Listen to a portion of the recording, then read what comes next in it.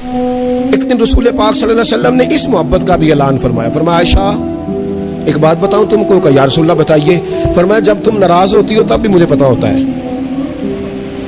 और जब राजी होती हो तब भी मुझे पता होता है। हुजूर फरमाने लगे कभी कभी कसम उठाती हो कि मुझे रब्बे मोहम्मद की कसम, लेकिन जब होती हो ना नाराज, कोई बात तुम्हारे दिल में होती है तो फिर तुम कहती हो मुझे रब्बे इब्राहिम की कसम।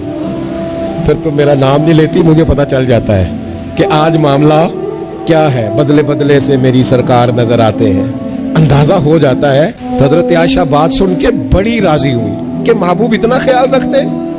यहां तक हुजूर को ख्याल होता है, पता चल जाता है कि कहां से बोल रही है।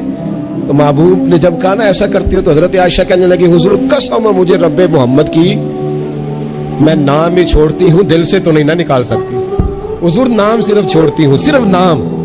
वो नाम मैं हजरत इब्राहिम का ले लेती हूँ, वो भी तो आप